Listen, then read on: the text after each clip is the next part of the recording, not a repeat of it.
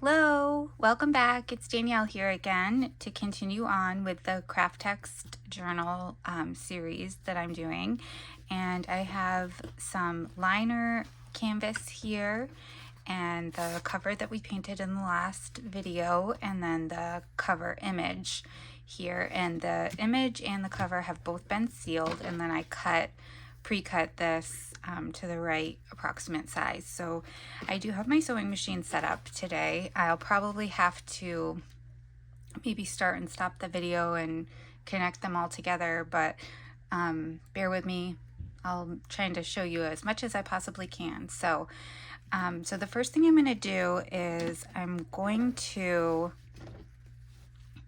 kind of get my image where I want it to be and get my fabric where I plan to have it. So what I'm going to do is, I did only do a 1-inch spine on this one.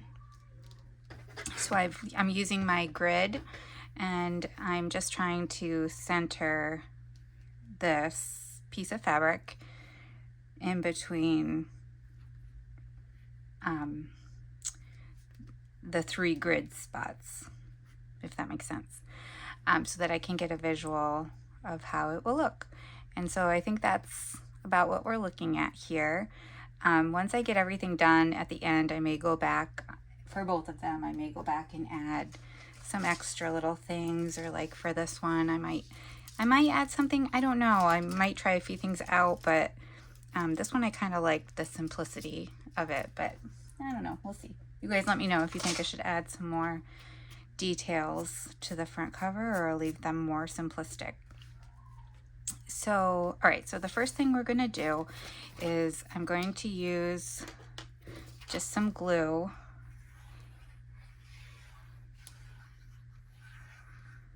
here. This is some new glue that I'm trying. It's B7000. I got it on Amazon. I don't know if I'm going to keep using it or not, but I like how it has this really fine tip, and it has this cap that has like a little needle that fits right into the end. So I like that. It smells really, really strong though, so I don't know. We'll see. It's supposed to be for fabric, metal, like really anything, jewelry. So I thought I'd give it a try. I'll let you guys know after I use it for a while what I think of it.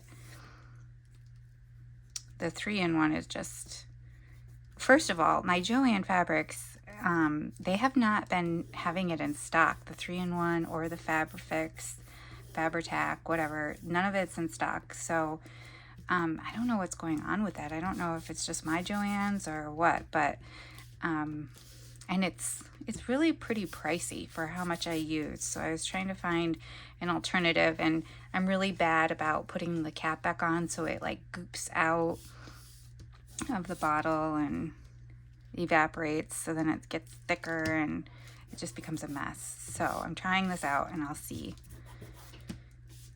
So far it seems to be grabbing pretty well.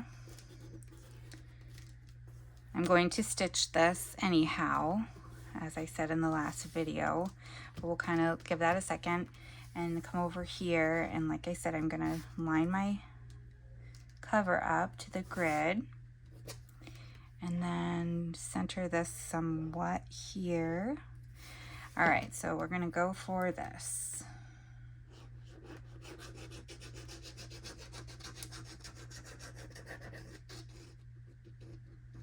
And probably, if I didn't just get this, I would probably use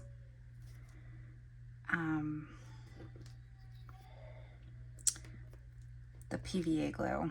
And I think I will for the inside. I don't know why I was using this one. Somewhere I have one of those little glue spreader things, because I don't know what this stuff is, but it smells pretty strong.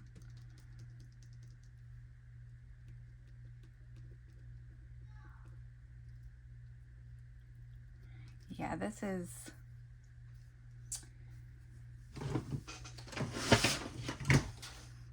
probably not the best glue for this project, but I don't know, maybe I'll change my mind.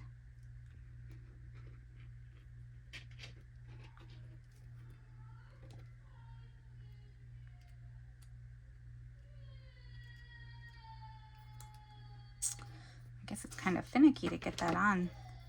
Of course, my setup is in my way a little bit, so that could be why.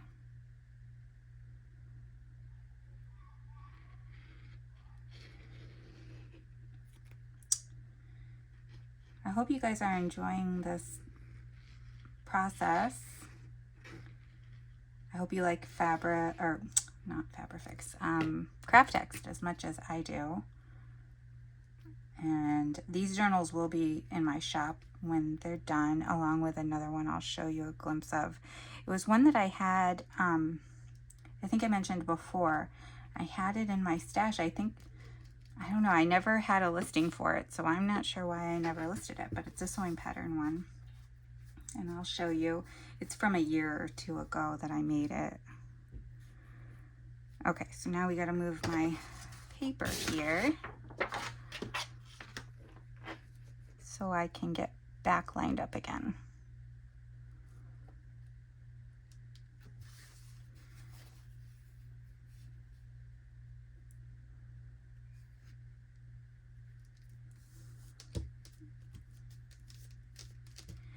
And this is just for texture, and you know, basically just texture and appearance, because I don't technically need to put anything over the spine. Yeah, this is pretty sticky glue, so maybe the fumes are worth it. I don't know. I've been trying to use mostly glue stick and PVA because it's the most affordable. Anyway, that's why I decided to give this a shot. This other glue.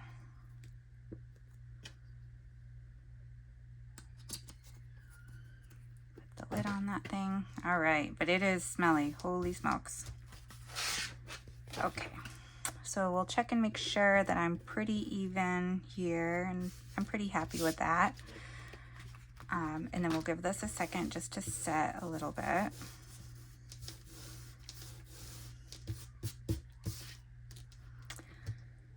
Let's see.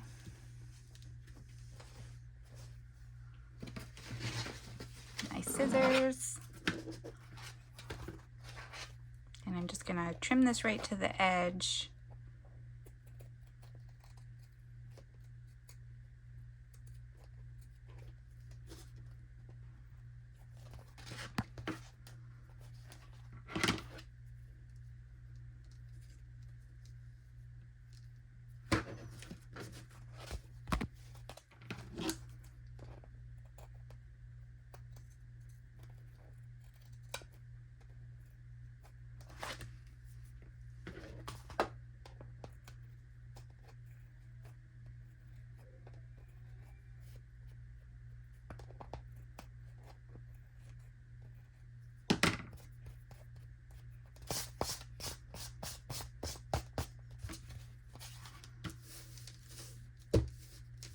Okay, so something to think about. I'm going to go through and do the stitching on the image first, and then I will come and glue the lining fabric onto the inside, and then I will come and stitch the spine and around the cover. And that's obviously just so that I can hide the inside stitches a little bit.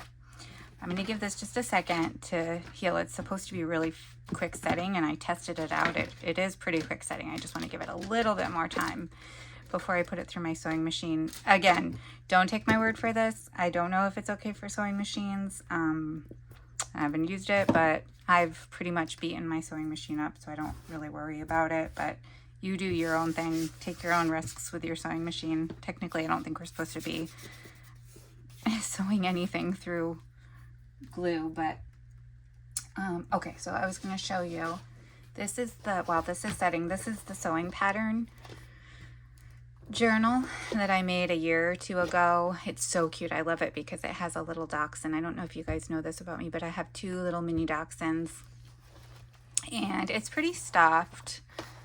There's some trim on the inside here. See, that's kind of big. I'm looking for something to kind of tuck into the spots. So there's a little tuck spot here on the front, and just some ephemera and bits in here. There's one of these little quilted pockets. I had somebody ask me to do a tutorial on that, and I will do that. Maybe I'll put a quilted pocket in this journal and do a tutorial on it. But just, you know, really similar to this is some wallpaper, vinyl-y wallpaper. I'll do another flip through too. I just wanted to, while this is setting, I figured I'd show you guys this. Lots of postcards and things tucked in. Some tea-dyed paper, recipe cards, that kind of thing. So that will be in my shop. And then I wanted to show you one more thing while we're talking about the Kraft-Tex. So one thing, let's see if I can get these. These are the farm style journals. One of these will be a custom, I think I'm gonna let her choose which one she likes. But when you're doing the Kraft-Tex, so this was a handkerchief that I cut and I put on the inside lining. These are a little bit oversized, so my camera's not set up for that. But for these, I backed this handkerchief onto computer paper to stiffen it a little bit, because in the past I've always used pretty thick fabric on the inside lining to kind of give it some structure, some more extra structure. So that is one thing I would recommend. I wouldn't use a real thin fabric without backing it on these, because I don't know, they just, I mean, it's not super flimsy, but it gives it a little bit more structure. Like this one, I used some, this is not done yet, I just have some stuff tucked in here, but I used some like denim canvas fabric, and it just gave so much more structure without having to layer it. I did not put any paper underneath this fabric because it was thicker. So just something to keep in mind. I don't remember if I mentioned that yesterday, but it does help to use thicker fabric on the inside lining, just to give it a little more structure. Anyway, after that little side note, so let's go through and I'll do the steps that I had mentioned. Let me see. Instead of making you guys dizzy, I'm going to pause the video and move my camera, and then I'll start back up again. Okay guys, I'm going to go for it. It's kind of hard to see my sewing machine through the phone, but because I'm going to be sewing through the video on my phone, but we're going to go for it so you guys can see. I'm just going to use a straight stitch, and I apologize if it's kind of loud. I'm not sure how my sewing machine will be on the video.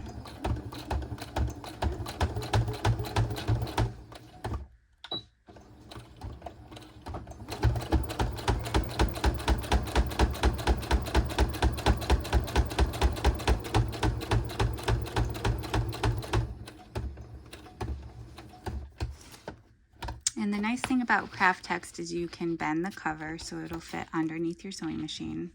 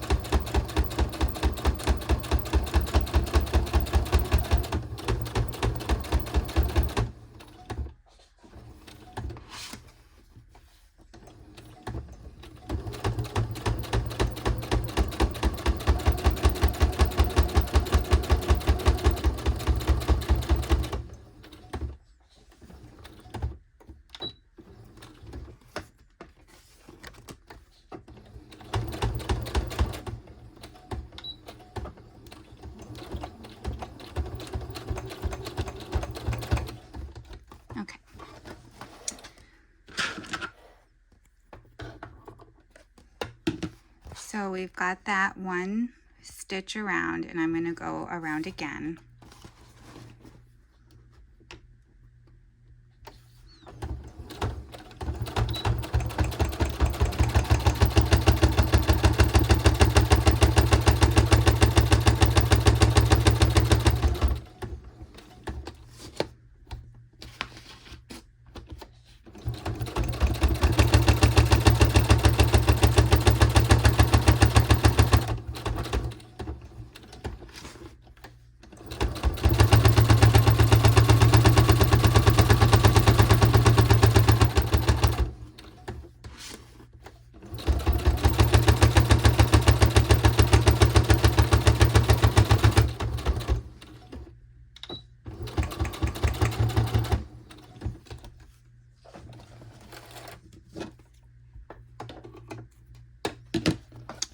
So we've got 2 stitches around.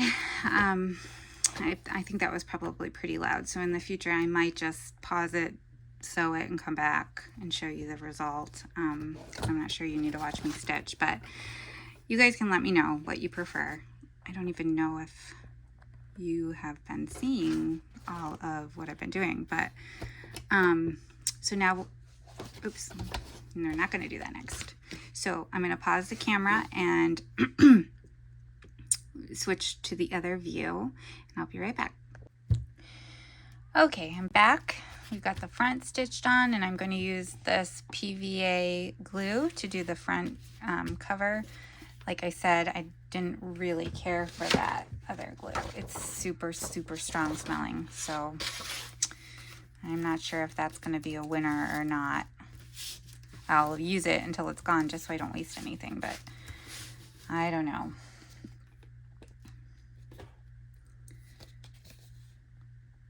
So I'm just going to squirt this on pretty liberally, and I really like this glue because it's a book binding glue. I don't know if it's, probably it's the same as any other PVA glue, but it stays really flexible. It doesn't get crunchy. Like if you were to use Fabri-Tac or something, sometimes that gets a little bit crunchy feeling. So I like using this, except when the lid gets clogged. Let's see. For using it on the inside of the journals, I have them in little bottles, you know, with the little needle point. It works much easier. So we just have to be careful because I'm getting it pulled here. We don't want to get it on the cover.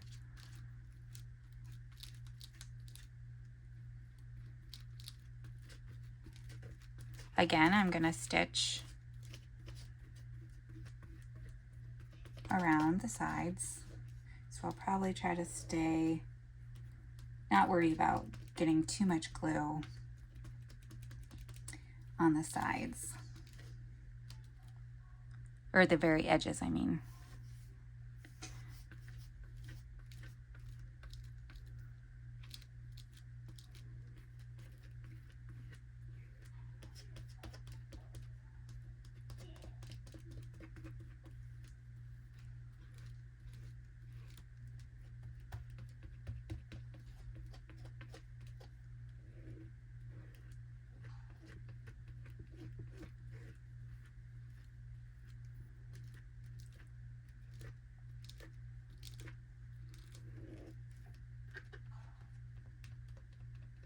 And this glue gets tacky pretty quickly too.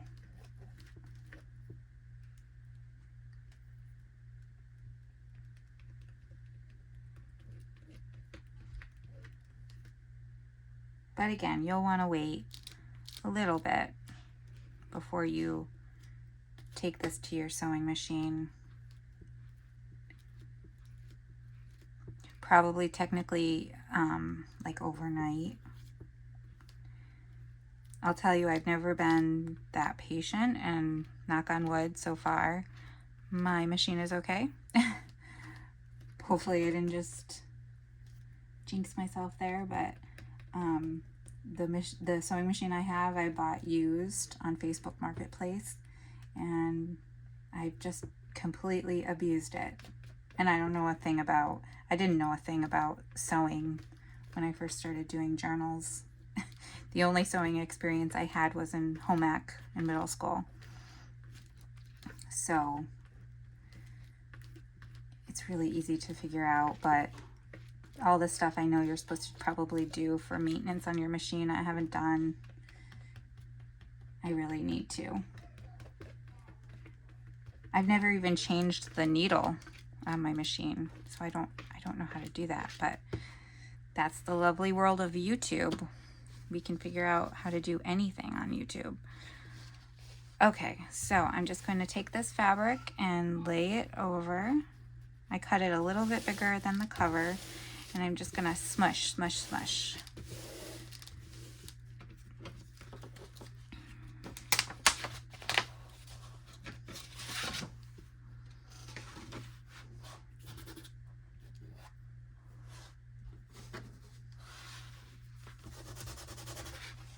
Any glue up here, and just smush.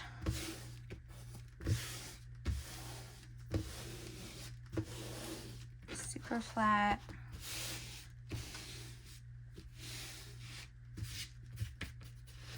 And the good thing about sealing it is that the glue will just rub off if I did get any. I don't want to get globs or anything, but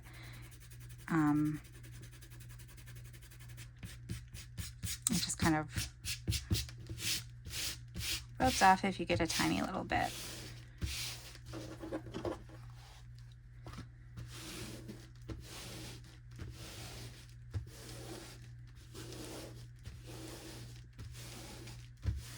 And here's where you don't want to bend the cover at all until this dries. And if you're using a patterned fabric, you have to be a little more careful with trying to get it straight. This one isn't patterned, so I didn't really worry too much about it, but it takes a little bit more finesse if you're using a fabric that has a pattern on it.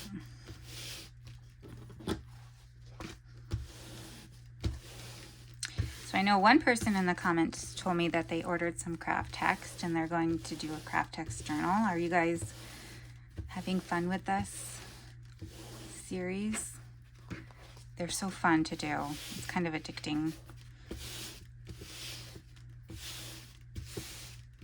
They just feel so cool. Okay, so I'm going to pause the video and let this set a little bit so that I can sew it. And I think I'll just sew it before I come back on because I don't know. You guys can let me know in the comments in the future. Do you want me to sew on camera, or is it a little unnecessary? Basically, what I'm going to do is trim this a little bit, which I wouldn't even need to. Maybe I won't. I'm gonna go around the spine once or twice. I'll decide, probably twice since I did twice here. So I'll go around the spine, and then I'll go all the way around the book cover. And I will show you guys what that looks like when I come back. All right, so I went ahead and did the stitching around the cover on the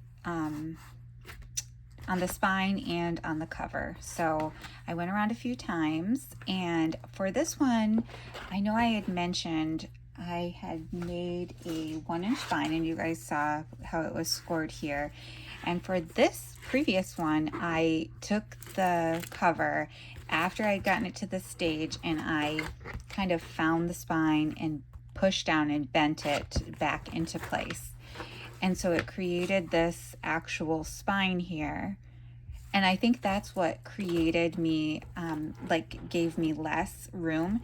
Now, with that said, you can still, let me see if I'm zoomed all the way. I'm zoomed all the way out, but if I move it now, it's gonna be really wobbly for you, but it gave me less space. Whereas if I keep it rounded like this and don't press the spine down, I'm gonna have more space. And so I will I'm going to try that and see how it goes. And then after I get the pages sewn in, I'll kind of press it into place a little bit more.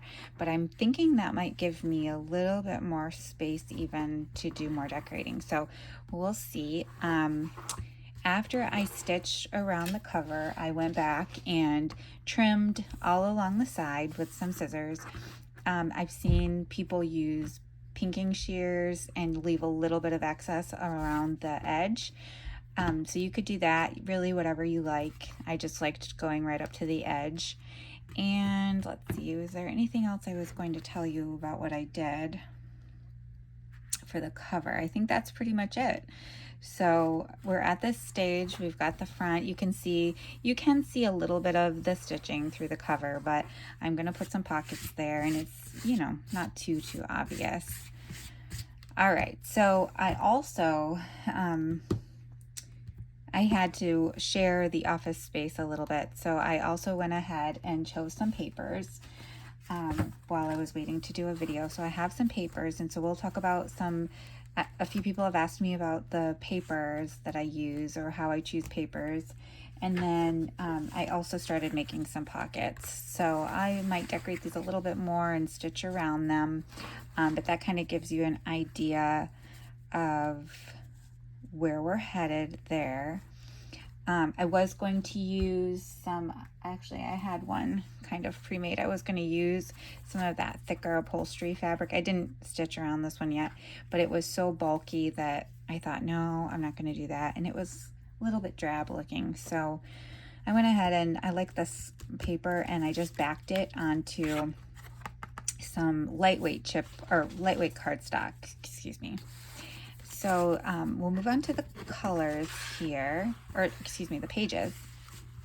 And so I am going to do 3 signatures. I know I said I was only going to do 2, but since I'm trying that rounded spine, I'm gonna go ahead and see if it'll work. And the way that I choose the pages, I'll always start with the scrapbook paper. Sometimes I start with scrapbook paper before I even pick the cover, and sometimes I pick the cover and then try to find some scrapbook paper that'll match. It all kind of depends what I'm going for. But I always start the same. I grab the scrapbook paper, and I grab some paper that you can write on. I grab any, I do grab some plain cardstock, so that you could either further embellish and do creative journaling on, writing on, more photos. You know, the people that like to do a lot of daily journaling with keeping your receipts and your little like tea bag labels and little stickers that you get, or happy mail, or whatever you like to put the solid pages as well as the colored page, you know, the pattern pages. That's like fair game. You can do whatever you'd like with it, and it gives the eye a little bit of a break between so many. Like if I were to put these 2 patterns together, it's really busy. They coordinate, they're from the same paper line, but it's really busy. So I do like to put some solid colors in there. And let's see, and also, like I said, some writing paper, vintage papers I like using. I always look for, I can use vintage envelopes that I open up, and all I did was, these are older and they are pre-sealed, but if they're not, you just tack this down. And I trimmed a tiny bit here and a tiny bit here, a tiny bit here. And so it turned it into some pages, and they're really nicely aged and just give a little bit extra. I love finding vintage greeting cards that will coordinate, vintage gift wrap, wallpaper, ledger paper, grid paper. A lot of times I'll use typewriting paper that has a really cool texture, some sulfite paper sometimes, any stationery like these Post-it notes, music paper, Ideals magazine paper, pages, book pages. All of those things are things that, you know, a lot of junk journalers go after, and we use in our junk journals, just to kind of give variety. So here's some wrapping paper and ledger paper. Different weights of papers is good. And then, like I said, just making sure that your eye, in my opinion, and everybody has their own way of doing this. I'm not saying any way is right or wrong. This is just what I like to do. I like to have a lot of coordination and have spots for my eyes to rest between. And so I can use these really fun, colorful pattern papers that I love without it being too overwhelming. Just trying to break it up. That's one of the biggest tips that I have for that. And then, you know, like these journals, maybe a little bit different than another type of journal that I make. I'm trying to think of an example. You know, it really just depends. Whatever I put in the signatures depends on what I have. If I have a lot of greeting cards, I like to use a lot of greeting cards or a lot of stationery. So that's the other thing. The other question that I've been asked is how to do the center, make these center images here. So a lot of times these paper packs, especially from, well, any of them, a lot of times the other side, let me see, I think I have one.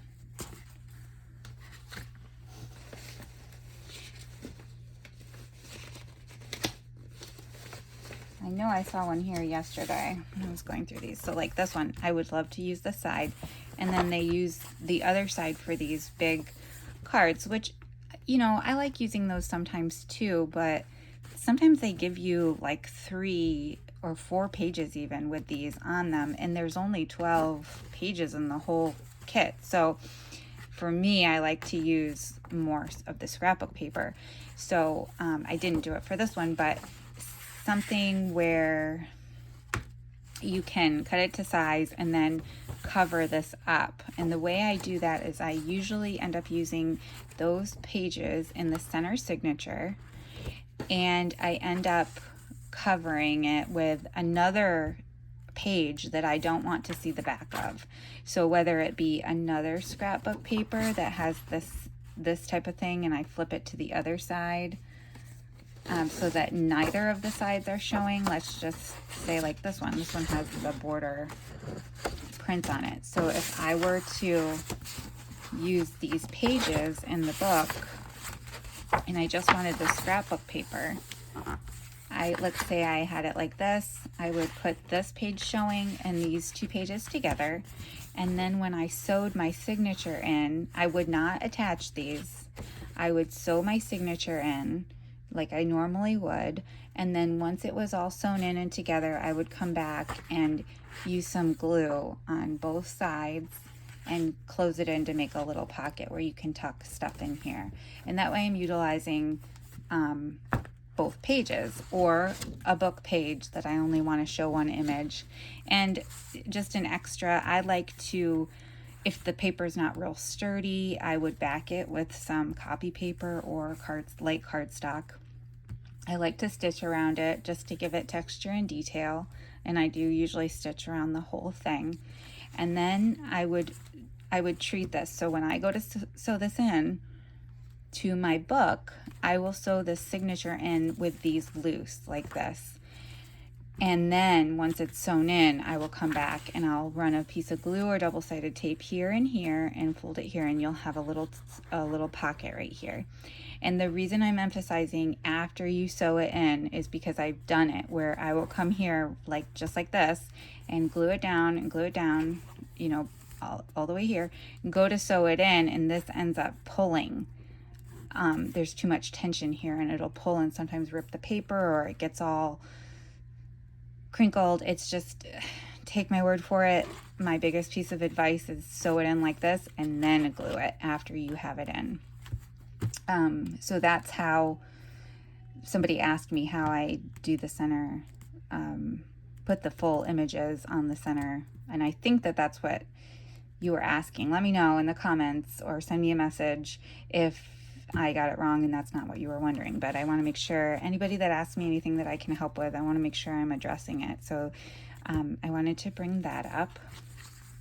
And then You know, another thing while we're talking about signatures is, let me see if I can, yeah. Okay, so here's a book page. This is one I was going to do another cover using this really cute image with the squirrels. But anyway, let's say I wanted to use this page.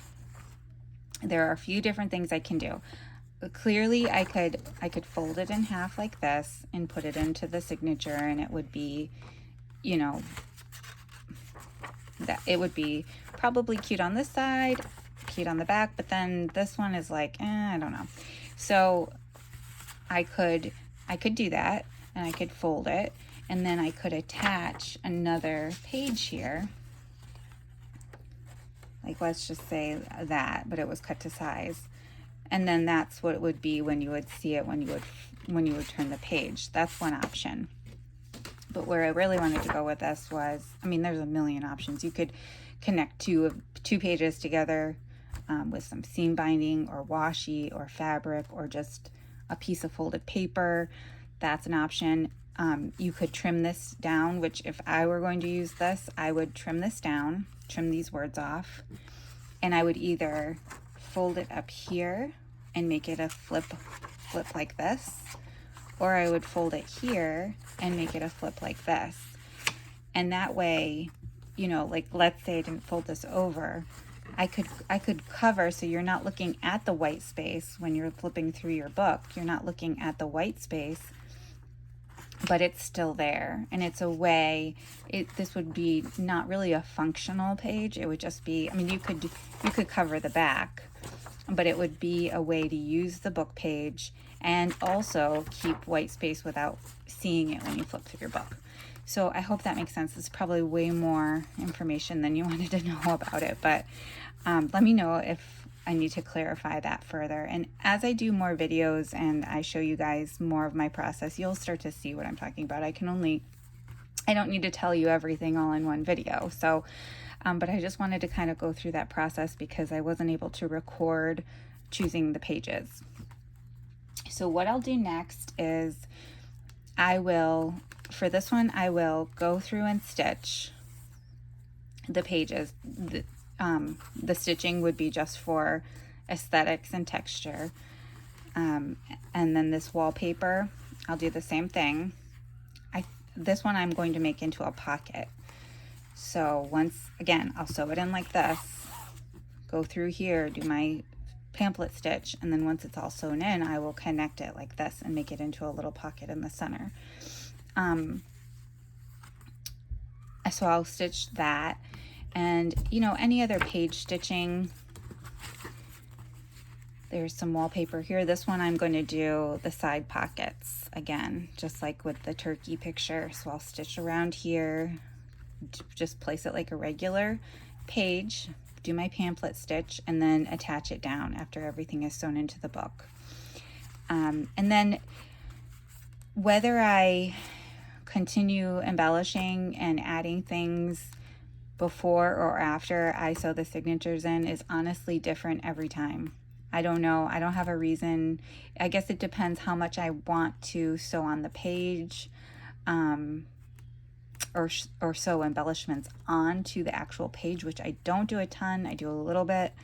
I just don't like seeing the stitching on the other side of the page, so a lot of times I just do fake stitching for the look of it. But it's different every time.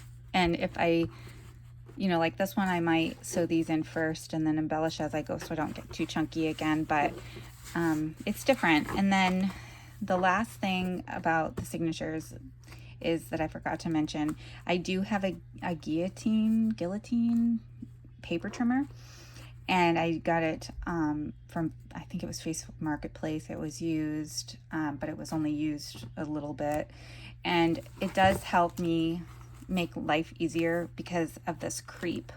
So when you make a signature, if you cut all of your pages to the same size, like I think this was, what was it? 6 by 5.5, I think. So I cut them all 6 by 5.5 or less. And now there's some creep here. So the inside of the signature is creeping out a little bit from the bulk of the fold. And so I just take it to my guillotine cutter and just cut that little bit off. You could also use, I've done it before, where you just use a little ruler and you take an X-Acto knife and trim it down. Or you can, you know, take a little pencil and mark it on the page and then take it to your paper trimmer. Whatever you'd like. I didn't just purchase the guillotine just for this. I wanted to make some notebooks and things too. So that's my process for the signatures. And I think the next video will be, I will go ahead and have everything ready to go and sew in, and then I'll turn on the camera again. You guys have probably seen this a million times, but I will show you my process for stitching in the signatures. And then probably that same video I'll do a few embellishments and we'll see where it goes. Probably the next one I'll finish it up and do a flip through. So in the meantime, let me know if you have any questions. I'd love to hear your feedback and your thoughts, and I will see you in the next video. Thank you. Bye.